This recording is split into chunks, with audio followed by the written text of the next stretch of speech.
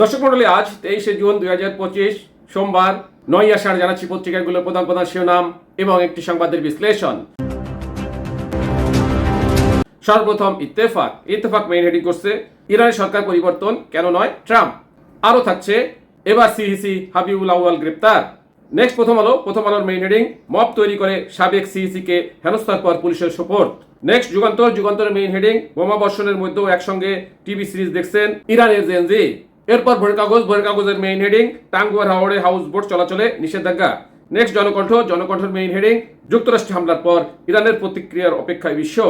এরপর ইনকলাবের main heading নির্বাচন যথাসময় হবে এবং বিএনপি সরকার গঠন করবে এএমএম বাহাউদ্দিন। নেক্সট আমাদের সময়ের মেইন হেডিং নারী আসনে সরাসরি নির্বাচন কত দূর। এরপর কালের মেইন হেডিং ইরানের যুক্তরাষ্ট্রের হামলা, কলকাতায় প্রতিবাদ, ট্রাম্পের পুষ্পতলিকা দাহ। নেক্সট জাইদিনের মেইন হেডিং যুদ্ধের মধ্যে নিউ ইয়র্ক সিটির দামামা, মুসলিম প্রার্থীর জয়ের সম্ভাবনা কতটুকু। এরপর সমকালের মেইন হেডিং ইরানে বিক্ষোভে ফুসে উঠছে জনগণ, অংশ নিলেন প্রেসিডেন্টও। নেক্সট মানবজমিনের মেইন হেডিং যুদ্ধে জড়ালো যুক্তরাষ্ট্র।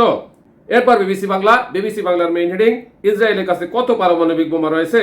সর্বশেষে আরটিভি নিউজের মেইন হেডিং ইরানে মার্কিন হামলায় বিশ্ববাজারে নতুন উদ্বেগ, বেড়ে গেছে তেলের দাম। এতক্ষণ সংবাদের শিরোনাম শুনলেন, এবারে বিস্তারিত। ইরানের সরকার পরিবর্তন কেন নয় ট্রাম্প।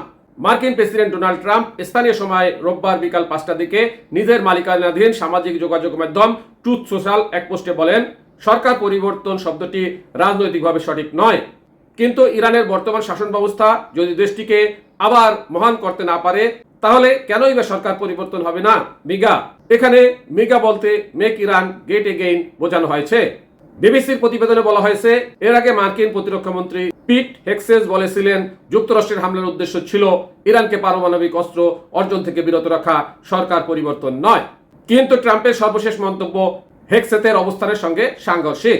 আলাদা একটি পোস্টে ট্রাম্প আরও জানিয়েছেন, ইরানে হামলা চালানো B-2 বিমানগুলো মৌরুসিতে নিরাপদে ফিরে এসেছে।